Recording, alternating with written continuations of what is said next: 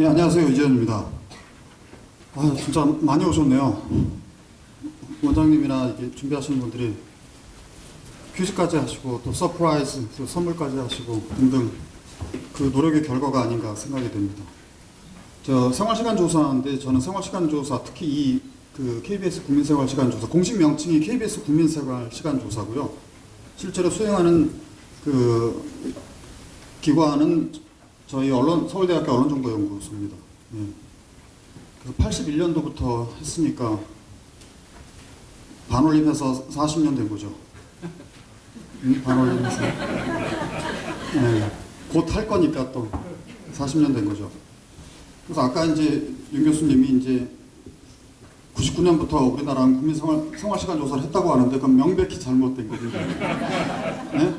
그건 경제학자들이 이제 경제적 관점, 특히 국민계획정을 파악하기 위한 관점에서 조사된, 특히 이제 통계청의 조사가 그런 취지로 시작됐거든요. 그런 관점에서 보면 그런 것이고, 좀 더 이제 넓게 이제 사회과학적인 맥락에서 생활시간 조사가 이루어진 것은 실제로 그거보다는 이제 훨씬 이전 우리나라도 그렇고 외국에도 그렇고, 그리고 더 역사적으로 사회학적으로 역사적으로 검토를 해보면 18세기 중엽부터 이제 생활시간에 대한 관심들은 생겨난 것 같습니다. 제가 이 세션의 성격이 데이터의 소개와 활용이기 때문에 그런 이야기는 제가 간간히 하려고 합니다만은, 아마 자본주의 체제가 본격화된 그 기계제의 도입이 시간에 대한 사회적 관심을 증대시켰죠. 엄밀하게 시간이 측정이 돼야지 기계를 돌릴 수 있으니까.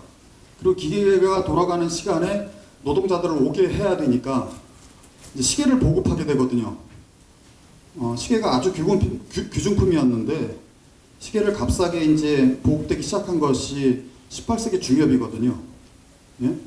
그래서 시계의 보급과 그 기계제의 도입이 일치하는 것이 우연이 아니다라고 문화사가인 E.P. 톰슨이 그렇게 이야기한 바가 있죠. 그래서 이제 그것이 하나의 이제 타임 디시플린, 시간 규율이라는 것이 이제 그때 마련되기 시작을 하고, 그러면서부터 사람들의 생활 시간을, 요새식으로 얘기하면 생활 시간을 이제 통제하려는 그런 자본주의적 욕망이 이제 구현되기 시작을 한 거죠. 그래서 이제 그런 식으로 치자면 그 훨씬 더 오래된 거고요. 그때부터 이제 시간이 돈이다 이런 얘기가 나왔죠. 그래서 게으름 같은 걸 통제하기 위해서 이제 공식 비공식 교육기관을 통해서 이제 그 사회 구성원들을 이제 훈련시켜 나가려고도 하고, 그래서 일정표 같은 걸 이제 만들어서 하려고 하고, 이런 식의 이제 작업들이 사회적으로 이루어진 것이 이제 그때부터입니다, 사실은. 그런 맥락에서 그 이런 조사도 이루어진 건데, 뭐 주어진 목차에 따라서 보면 그 말씀드린 대로 쭉 이런 식으로 쭉 말씀을 드리고자 합니다. 1981년 처음 실시됐는데, 이게 그 국민생활시간조사라는 거, 생활시간조사를 하는 게 두 가지 모델이 있는 것 같아요. 조사 주체에 따라서 예를 들면 국가의 통계기관, 통계청과 같은 국가의 통계기관이 조사하는 경우가 있고, 그래서 방송사가 하는 경우가 되게 많아요. 그게 왜 그런가 이렇게 생각을 해보니까, 방송은 기본적으로 속되게 표현하면 시간 장사를 하는 거거든요. 어느 시간대에 어텐션을 많이 끌어모아서 그것을 이제 파는 거거든요. 그러니까 애초부터 이제 시간에 대한 관심이 방송사가, 또 확대해서 얘기하면 그 미디어가 많이 가질 수밖에 없죠. 1920년에 방송이 BBC에서 처음 시작이 됐는데, 그때 초창기의 방송의 형태는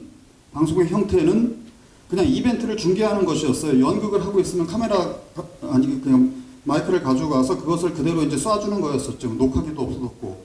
그러다 어느 정도 이제 이렇게 이제 그런 것들을 시간이 한 1년, 2년, 몇 년 지나고 나니까, 그냥 1년이 아니라 실제로 역사적으로 1, 2년 정도 지나고 나니까 이 방송하는 사람들이 이제 초창기에 편성 개념 같은 것이 생긴 거예요. 이 시간에 뭘 방송을 내보내는 게 좋을까? 그렇게 되니까 이제 생각을 하게 된 거죠. 이 시간에 듣는 사람들은 뭐를 하고 있을까? 그러면서 BBC가 그 1923년 그리고 25년경쯤에 이런 생활시간 조사와 비슷한 조사를 하게 됩니다. 그러면서 이제 사회학적으로 사람들의 생활시간 패턴들을 조사를 해서 그 생활시간 패턴에 맞는 방송을 적절한 시간에 스케줄링을 하겠다, 이런 생각을 하게 된 거죠. 그러니까 애당초부터 이제 방송사들이 그런 데에 관심이 많았죠. 이제 시간을 조직화해서 뭔가 정보를 제공해주는 방송 매체의 경우는 특별히 그렇습니다. 그리고 최근의 경우에는 미디어들이 이제 미디어 타이즈가 됐다고 얘기하는데 최근 사회들이 그러니까 뭐 선거 정치 과정을 비롯해서 사회적인 삶, 커뮤니케이션 뭐 이런 것들이 미디어에 의해서 매개되기 시작을 하면서 생활시간이라는 걸 관심을 가질 수밖에 없죠. 특히 생활시간 조사에서 미디어 행태에 관심을 가질 수밖에 없습니다. 나중에도 이제 중복 행동이라는 그 기술적인 문제를 얘기할 때 말씀드리겠지만, 아까도 이야기 나온 것처럼 케어 기빙을 한다. 아이들 돌보는 거다. 그때 돌볼 때 예전 같으면 같이 놀아주는 건데, 예전 같으면 이게 핸드폰으로 해결을 하거든요. 이런 거. 짜장면도 시켜주기도 하고 전화로. 그러니까 이게 가사노동, 그러니까 아이 돌봄과 같은 가사노동이 매체 행동과 같이 이루어지거든요. 이런 측면들 같은 거 되게 중요해요. 사회적 교제다, 개인적 교제다. 사람이 이렇게 그 누구와 커뮤니케이션을 한다고 할 때 예전 같으면 딱 만나서 하는 거, 그렇잖아요. 편지 쓰는 거 이런 거였는데 이제는 이렇게 컴퓨터 매개 커뮤니케이션을 통해서 이루어지게 되니까 미디어 행위와 다른 행동 같이 그걸 동시에 고려할 수밖에 없는 것이 생긴 거죠. 이렇게 이제 매체에 대한 관심이 늘어나게 되면서 방송사, 매체사들이 이제 이런 관심을 갖게 되는 거죠. 그래서 그게 두 개의 축인 것 같습니다. 경제적 관점에서의 조사와 저희 식으로 얘기를 하자면 이제 매체 또는 커뮤니케이션 테크놀로지 관점에서의 조사, 양축이 있는 거다라는 거죠. 우리나라하고 일본이 이제 전형적인 사례입니다. 일본은 총무성 통계국에서 조사를 하고 그리고 NHK에서 조사도 하고요. 사실은 우리가 이제 그 일본의 모델을 따른 거죠. 그래서 그런 관점에서 이제 1981년부터 이제 처음 시작이 됐다는 거고요. 그래서 2015년까지 그 5년 주기로 10차례 이제 수행이 됐습니다. 81년에 처음 조사를 했는데 80년이었으면 좋았을 텐데 05. 근데 이제 시작될 때 뭐 어떻게 그렇게 됐나 보죠? 아까 그 이 학장께서 이제 83년에 알바하면서 처음 이걸 접했다고 하는데 이 KBS 국민생활시간 조사는 저하고 꽤나 오랫동안 인연이 많습니다. 제가 85년도에 그때 조사하면서 대학원생으로 보조연구원이라는 거 있잖아요. 그걸로 시작을 해서 그 다음에 공동연구원, 그 다음에 책임연구자까지 됐으니까요. 엄청나게 출세를 했죠. 국민생활시간조사와 더불어. 그래서 사실은 같이 연구했던 친구도 저기 와 있긴 한데 제가 아주 그 코딩의 하나하나부터 잘 알죠. 제가 해봤으니까. 네? 그래서 이거는 몇 시간 걸릴 일이라는 걸 너무나 잘 알죠. 하여튼 그렇게 국민생활시간조사와 더불어 제가 이렇게 출세를 했고요. 그 라인을 따라서. 그리고 이 조사를 계기로 제가 그 시간성의 문제에 관심을 많이 갖게 됐고요. 그래서 시간의 사회학 이라는 그런 하나의 영역이 있듯이 시간성의 문제가 그 제가 대학원 다니면서부터 해서 지금까지도 여전히 저희 연구 주제 중에 일관되게 쭉 해온 연구 주제 중에 하나입니다. 그래서 이 조사는 남다른 그런 점이 있죠. 그래서 데이터 분석부터 시작을 해서 코딩부터 시작을 해서 그 이론적으로 그것을 활용하는 것까지 이렇게 저렇게 해본 그런 대상이 됩니다. 제가 주전공은 이제 그 미디어 테크놀로지, 커뮤니케이션 테크놀로지 쪽인데 그 같은 측면에서 이 데이터를 활용해서 그 같은 측면들을 이제 설명해보고 그렇게 해보려고도 하고 있죠. 그래서 세계 시간학회에도 이제 보고도 계속 해왔고요. 지난번에 못 갔습니다만은. 네. 여기서 보시면 의의 같은 거는 뭐 우리가 다 생활시간 조사 갖는 의의 같은 경우는 앞서서도 윤 교수님께서 설명해 주신 내용들이 이제 쭉 있는데 이게 이제 중요한 것이 생활시간 조사를 이제 쭉 해오면서 갖는 것이 시계열 데이터를 확보할 수 있다는 겁니다. 이것이 가장 큰 장점이죠.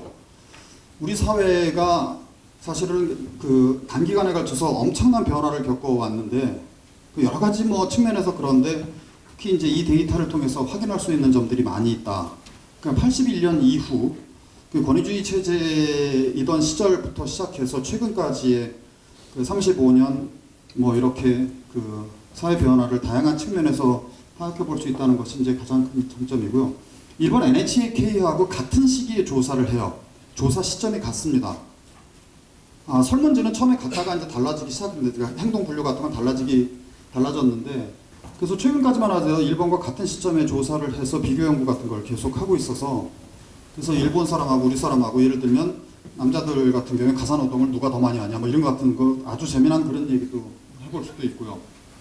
그래서 그런 식으로 이제 양자 간의 국제 비교를 하고 있고, 제가 아직 게을러서 못했는데 그렇게 장기간에 걸쳐서 이거 80년대 이후만이라도 일본과 우리나라의 그 행동 패턴 전반도 좋고 아니면 매체 행동만 좋고 일본과 우리나라는 어떻게 변해왔느냐 하는 것도 이제 중요한 그런 연구 주제가 되지 않을까 이런 생각을 합니다. 이게 다른 조사들과의 비교를 제가 감히 얘기하는 것 자체가 좀 그렇긴 하지만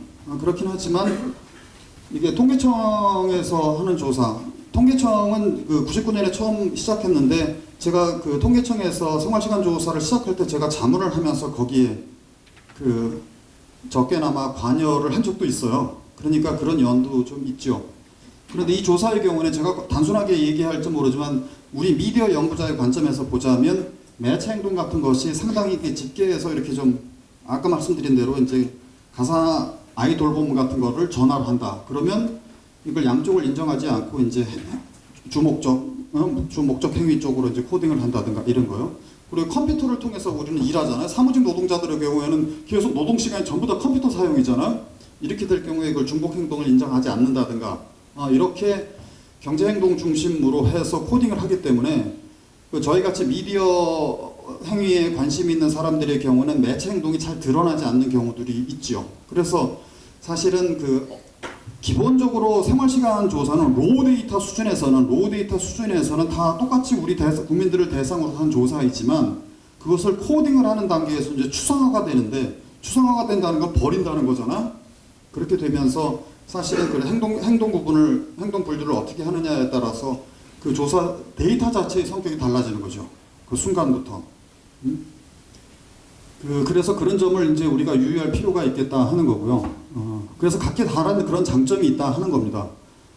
그리고 키스디에서 그 미디어 패널 조사가 있는데 그것도 15분 단위로 해서 똑같이 다이어리에 대한 조사를 하는 건 마찬가지거든요. 저건 매년 하고, 그리고 패널 조사라는 조사 방식에 있어서의, 그리고 데이터 성격에 있어서의 차이가 있지만 저 같은 경우에도 이제 주로 미디어 행위를 조사를 하지만 저기에도 일부분 생활시간 항목들이 들어가 있습니다. 뭐 재택이랄까 수면이랄까 이와 같은 것들이요. 그런 것들이 좀 들어가 있죠.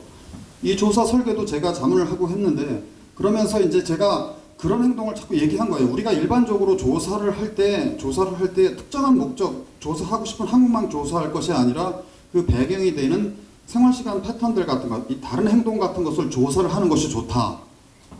이게 방법론적 측면에서도 그렇고 이론적인 측면에서도 그렇고 그런 부분이 이제 중요하다는 점을 이제 강조를 하면서 그와 같은 것들을 이제 억지로 이제 집어넣어서 제가 해석하기에는 데이터가 좀 더 풍부해진 것이 아닐까 그런 생각을 하고 있습니다. 이거는 뭐 쭉 보시면 되고요. 이게 이제 통계청에서 하는 것보다 샘플 사이즈가 이제 작을 수밖에 없죠.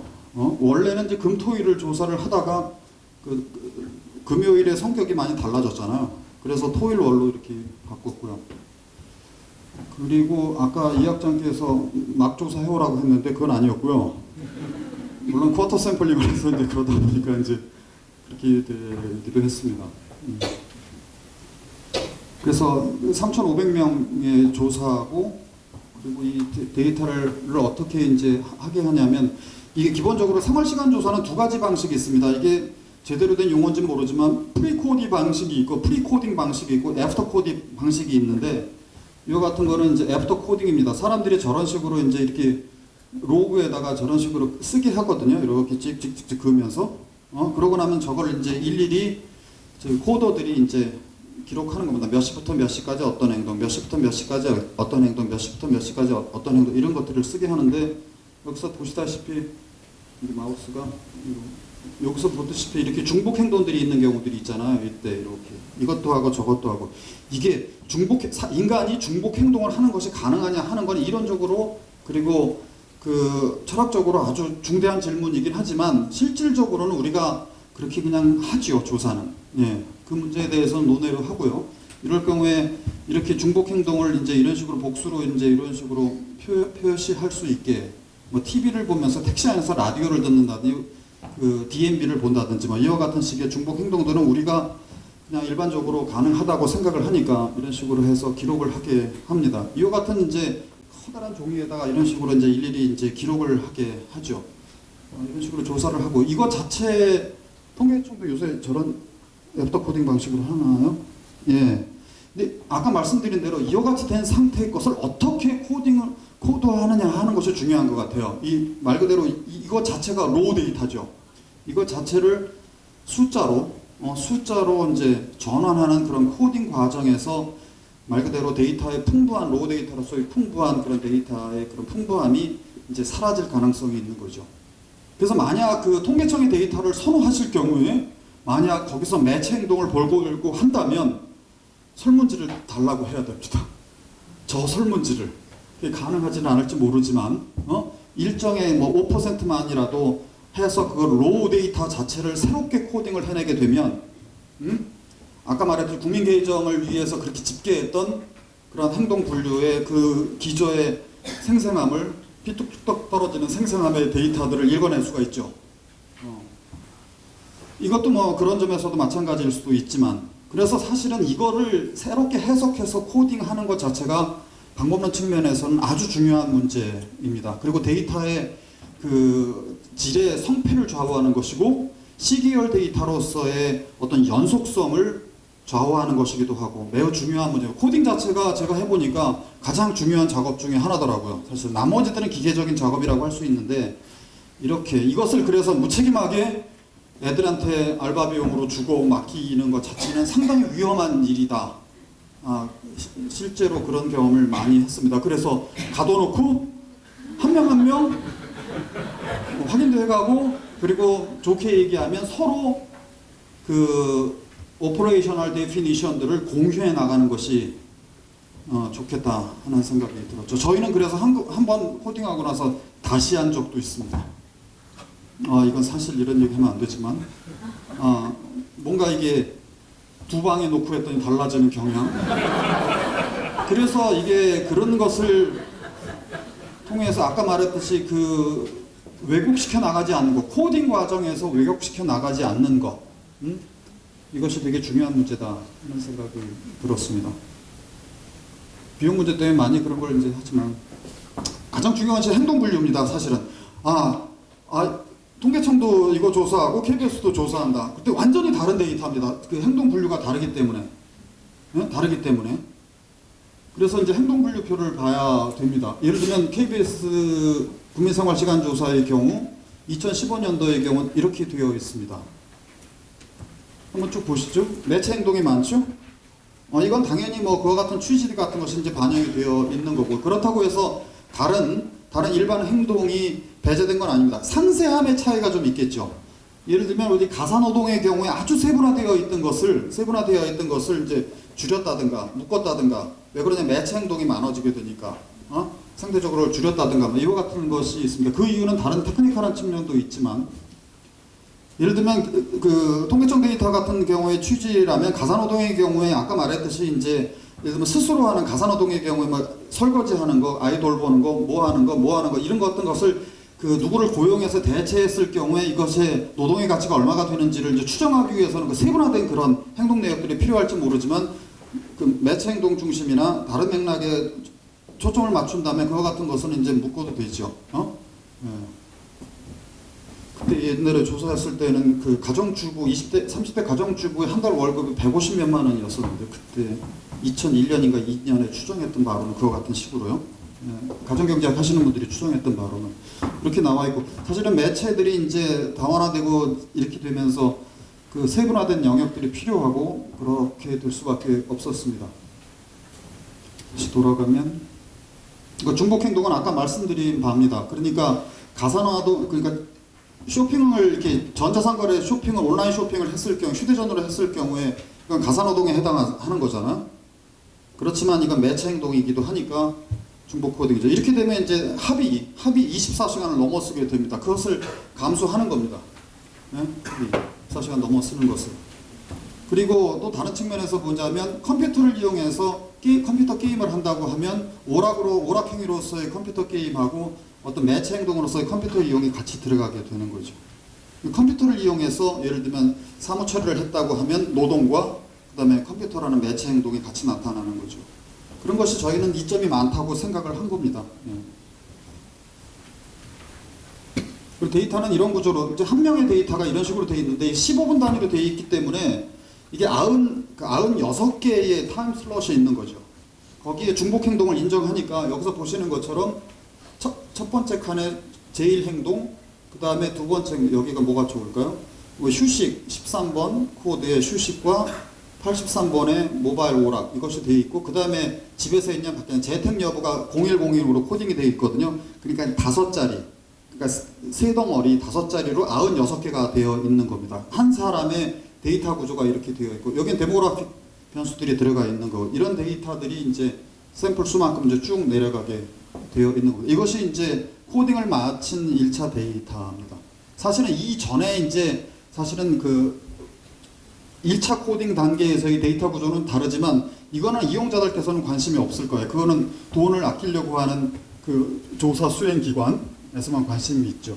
원래 이걸 계속 수면 시간을 예를 들면 0000이 계속 가지 않겠습니까? 자는 시간 동안은 이걸 계속 코딩할 필요가 없잖아요. 그래서 이제 시작 시간, 끝 시간, 행동 이렇게 시작 시간, 끝 시간, 행동 코드, 시작 시간, 끝 시간, 행동을 하게 되면 이런 식으로 이제 컨버팅을 하는 프로그램을 통해서 이와 같은 표준화된 96개의 포맷으로 딱 쓰게 되어 있죠. 네. 그걸 제가 통계청에 자문해 드려가지고 코딩 비용을 세이브 시켜드린 거라고요. 노하우 여담입니다. 그 다음에 이제 조사 결과를 시간량과 행동별 시간량과 시간대별 이게 행위자 비율로 이렇게 두 가지 방식으로 합니다.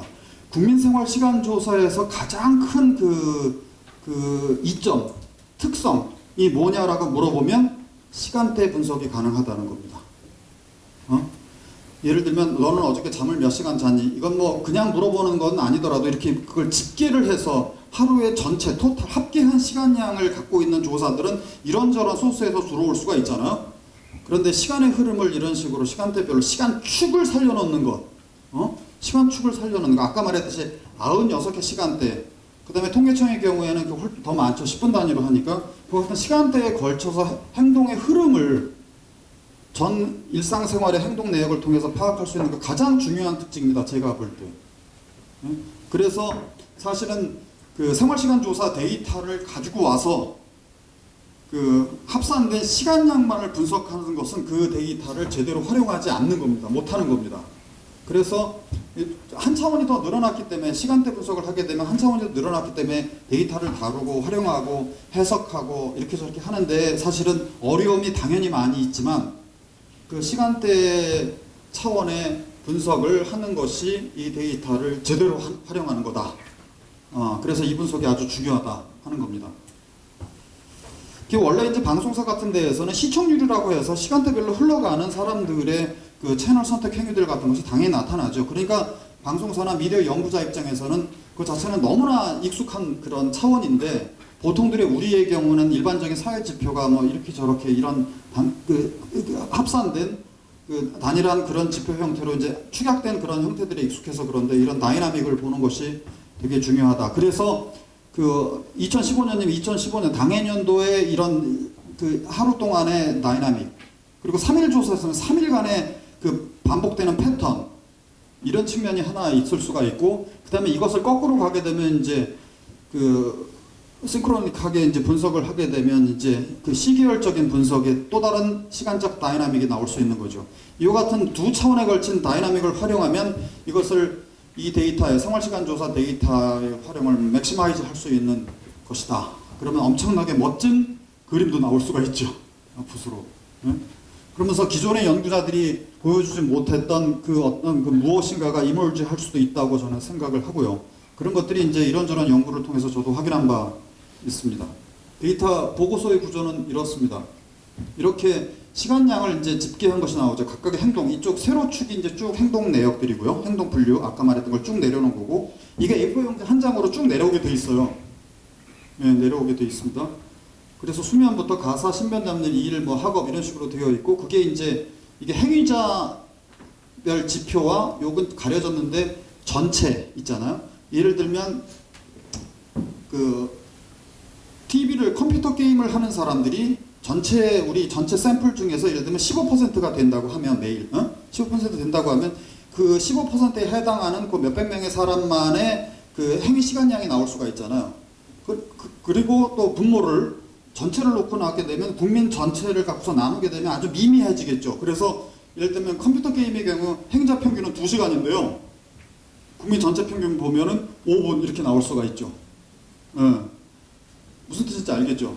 그런 식으로 이제 그 두 지표를 같이 보는 것이 중요하다. 그럴 때 행위자 비율이 그 중간에 들어가게 되면 그 삼원관계가 성립하는 거잖아요. 아까 말했듯이.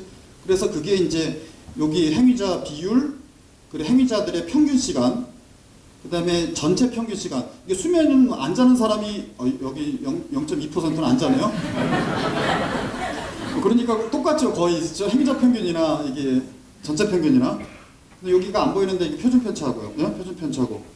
이렇게 나와 있죠. 근데 이런 식으로 이제 행위자 비율이 낮은 퍼센티지 경우는 여기에는 행위자 평균이 8시간 10분인데 학업이 8시간 공부합니까?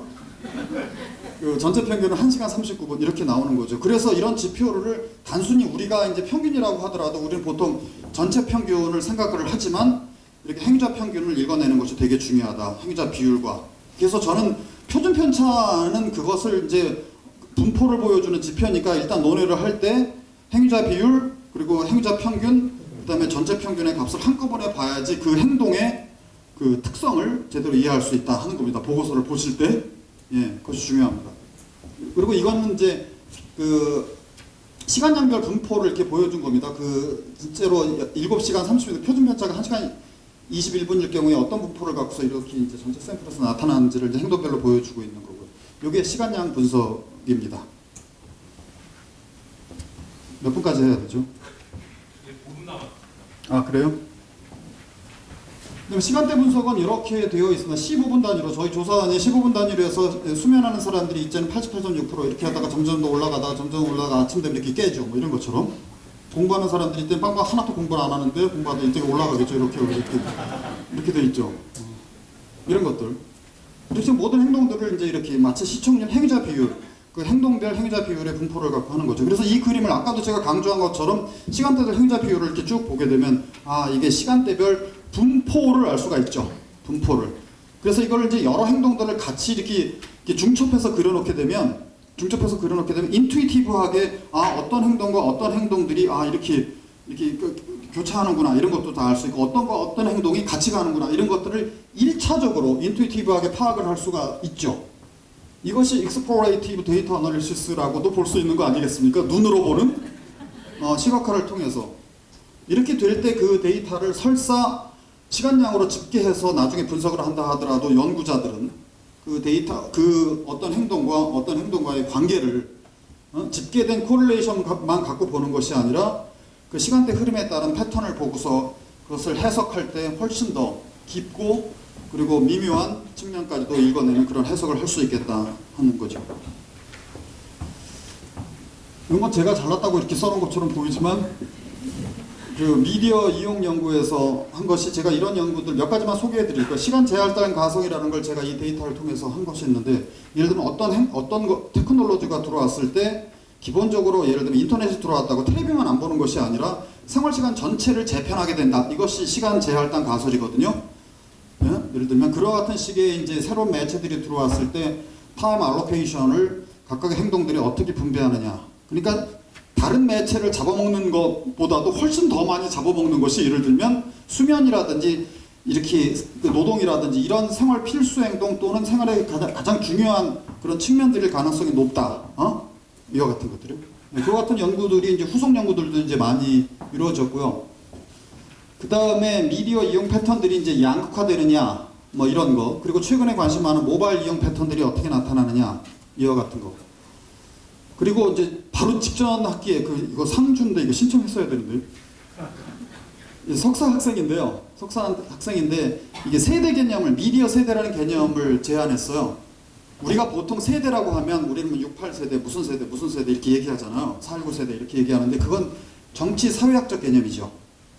그런데 기본적인 가정은 그 사람은 미디어가 양육한다. 10대 때 어떤 미디어에 의해서 양육됐는지가 이 사람의 향후 미디어 행동을 결정할 가능성이 높지 않을까 지금 텔레비 많이 보는 사람, 지상파 TV 많이 보는 사람들은 단순하게 얘기하면 10대 때 지상파 TV에서 양육을 받은 거죠. 원장님 같은 경우에는 라디오와 텔레비전을 겹치는 세대쯤이시죠? 라디오. 아, 라디오십니까? 그러면 그게 이제 그 다음에 PC 세대가 있고, 그 다음에 모바일 세대, 이렇게 단순하게만 얘기하더라도 그런 식으로 미디어 제너레이션이라는 개념을 갖고 그 사람들이 그렇게 양육을, 예를 들면 PC로부터 양육을 받았고, 10대 때. 10대 때 지상파 TV 같은 텔레비전에서 양육을 받았을 때 이 사람들은 새로운 매체가 들어오더라도 계속 그런 식으로 갈 거냐, 그게 견지될 거냐 하는 거죠. 견지되더라고요. 그래서 양육 미디어, 이런 개념도 이제 제가 이제 소개해 준 바도 있습니다. 이거 미디어 제너레이션. 그래서 사회 정착, 뭐 선생님 사회학 하시지만 사회학이 얘기하는 세대 개념에서 벗어나자. 미디어 타이즈가 되고 있는 현재 상황에서 미디어 세대라는 개념이 유력하다. 이게 뭐 우리가 흔히 쓰는 말이 X세대, N세대 이런 것들이 사실은 미디어 세대의 개념을 함축하는 것이거든요. 제가 자꾸 무대 가운데로 나오네. 그런 좋은 동물이 있으면 적극 추천을 논문상에. 예, 그러겠습니다. 그래서 그런 것들을 했고요. 제가 이제 KBS에 근무를 한 적이 있거든요. 그래서 제가 이제 그런 식으로 이제 뭐 보조 연구원도 하고 이러면서 가서 그 데이터를 생산했는데 KBS 걸 안 쓰고 있더라고요. 그래서 제가 이제 연구원도 들어가서 이 데이터는 이렇게 쓰는 거다라는 것을 이제 실제로 보여주기 시작을 했죠. 그래서 기본적으로 아까도 그 BBC 얘기를 하면서 20년대 BBC 얘기를 했는데 기본적으로 방송 편성의 기본 편성 패턴 같은 건 생활 시간을 고려하는 것이 가장 중요한 겁니다. 이 시간대에 사람들이 뭐를 하고 있을 때, 뭐를 하고 있느냐, 그럴 때 어떤 컨텐츠를 보여줘야 되느냐, 보내줘야 되느냐, 그럴 때 그 방송의 기본 편성 패턴을 평가하는 것을 한번 해봤습니다. 그 생활 시간 데이터를 통해서 아까 시간대별 분석을 통해서. 그래서 이 시간대는 누가 있고 얼마큼 동질적으로 사람들이 모여 있느냐 아니냐 이와 같은 것들을 봤고요. 그리고 개별 프로그램들도 이 시간대에 텔레비전 앞에 모여 있는 사람은 이런 사람들인데 특정 프로그램이 특정한 집단을 타겟팅을 하거나 하면 이거 망할 가능성이 많잖아요. 그리고 사람들은 정신없이 왔다 갔다 하는 저녁 시계나 출근 준비를 하는 시간 같은데 이게 드라마라든지 영화처럼 장시간에 몰입을 요하는 프로그램을 하게 되면 망하잖아요. 그런 같은 데이터들 같은 것을 생활시간 조사 데이터를 통해서 확인할 수 있고, 그렇게 되면 프로그램 기획이나 개별 프로그램의 평가에도 활용할 수 있다는 것을 보여줬죠. 이거 좀 하고 제가 95년도에 대학으로 갔기 때문에 그 연도가 94년밖에 없는 겁니다. 그 다음에 사회학적 연구라고 하는데 그 아까 말했던 E.P. 톰슨이 그런 식으로 기계제가 도입되면서 산업의 노동이 동시화됐다, 이와 같은 중요한 그런 이야기를 했었죠. 그럴 때 제가 이제 한 발 더 나가서 노동시간 영역 있잖아요. 노동시간, 낮에서부터 기계가 돌아간 노동시간 말고도 집에 돌아가고 나서 특히 이제 독점 자본주의 단계로 이행되고 나서 여가 시간이 이제 늘어났을 때 그 시간에 여가 시간 동안의 패턴들도 싱크로나이즈 되는 것이 아닌가, 이런 생각을 했습니다. 그래서 생활시간 데이터를 통해서 특정한 시간대에 그 행동의 다양성 같은 것을 지표화했습니다. 그러면 집중도라고 해도 되고 다양성 지수라고 해도 좋고, 이렇게 되니까 여가 시간에도 상당한 수준의 그 동기화 또는 동시화되는 패턴들이 나타나더라, 싱크로나이즈 되는 것이 나타나더라라는 걸 확인할 수 있어요. 그것의 그 주범은 TV입니다. TV 중심적인 그런 여가 생활 패턴들이 나타난다. 이걸 어떤 이론가들은 TV에 의한 여가 시간의 식민화라고 얘기했으면 컬러나이즈를 한다. 그것이 이제 전형적으로 어떤 피크 타임을 중심으로 해서 다른 행동들이 분산되는 겁니다. 이렇게. 그래서 이걸 이제 확장을 해서 노동시간뿐만 아니라 여가시간을 포함해서 생활시간 패턴 전반이 동시화되고 있는 것이다. 그래서 제가 지금쯤 다시 해보면 이것이 다원화됐는지, 실제로 그것이 완화됐는지, 아니면 지속적으로 동기화된 패턴들이 견지되고 있는지를 보면 우리 사회의 또 다른 트렌드를 우리가 보여줄 수도 있는 거겠죠. 제가 이런 얘기를 자꾸 하는 것은 다양한 분야에 지금에서 오신 분들이 있기 때문에 이런저런 얘기를 제가 막 사례처럼 찔러보는 겁니다. 그래서 관심이 있든 없든.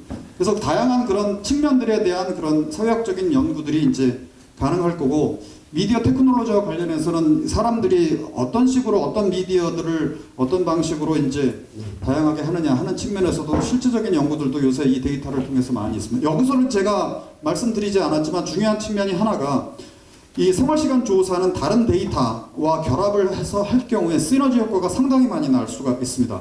그래서 이게 그 원소스 데이터는 아니라 하더라도, 바꿔 얘기하면 생활시간 조사에 샘플한테 직접 뭘 물어보고 뭐 만족도라든지 뭐를 물어보고 이렇게 하면 더더욱 좋겠지만 그렇게 하지 않더라도 다른 데이터와 결합을 통해서 이 데이터를 풍부하게 이제 해석해내고 또 그쪽 데이터를 다시 이렇게 해석해낼 수 있는 그런 호혜적인 그런 시너지 효과를 낼 수 있다 하는 겁니다. 그리고 그와 같은 데이터의 결합 분석은 통계적인 많은 기법들이 지금 개발되어 있기 때문에 충분히 결합을 해서 이걸 사용할 수가 있겠다 하는 것이고, 이런 데이터 말고 이제 시계열 데이터의 경우에는 다른 우리의 그 사회 데이터들이 있잖아요. 코스다에서 많이 가지고 계셔서 생각되는 그런 다른 사회 경제적 지표들과 시계열 지표들과 결합시켜서 볼 경우에 풍부한 그 무엇을 많이 얘기해 줄 수 있을 거다 하는 겁니다. 예를 들면 미디어 세대의 변천을 1990년 이후를 봤을 때 그때 예를 들면 매체의 그런 그 보급률 같은 것을 결합시켜서 해석하는 것들을 좀 해봤거든요. 그런 것처럼 그런 예처럼 그런 분석 같은 것이 가능할 거고, 그런 것은 매체 행동, 그 다음에 다른 그 필수 행동들, 노동행위, 경제행위뿐만 아니라 여가나 다른 그 이동 패턴 같은 것까지 포함해서 다른 많은 측면에서 그런 활용의 여지가 있다고 생각됩니다. 그 데이터는 코스닥을 통해서 받으실 수도 있고, 그리고 KBS 방송문화연구소를 통해서도 받으실 수가 있고, 여기 잠깐만요. 시간이 없는데 죄송합니다. 이게 그 아까 제가 넘어갔는데 그 성별 뭐 연령 이런 데모그래피별로 이게 집계를 해서 전부 다 이걸 아까 시간량 시간대를 전부 다 한 페이지 한 페이지 그렇게 뽑아낸 거예요. 그래서 그거 자체가 한 1500페이지 정도 되거든요. 브레이크다운된 그런 페이지만. 그래서 이걸 이렇게 CD에 이렇게 담아서 종이 보고서 이제 더 이상 내지 않습니다. 그래서 KBS 보관하고 계신 걸 요청하시면 아마 이런 보고서 자체의 데이터를 준다고 제가 얘기할 수는 없고요. 한번 물어보시기 바랍니다. 주냐고. 그래서 저희 데이터가 갖고 있는 국민생활시간조사 데이터가 갖고 있는 그 80년 이후의 시계열 데이터를 활용해서 많은 걸 할 수 있다고 생각이 되고요. 특히 미디어 타이즈된 현대 사회에서 매체에 대한 다양한 그런 항목들을 갖고 있는 KBS 국민생활시간조사 데이터를 많이 활용해 주시기를 바랍니다. 그리고 만약 데이터의 분석과 활용에 대해서 좀 더 세밀한 그 문의가 있으시면 저한테 연락드리면 제 조교를 소개해 드리도록 하겠습니다. 감사합니다.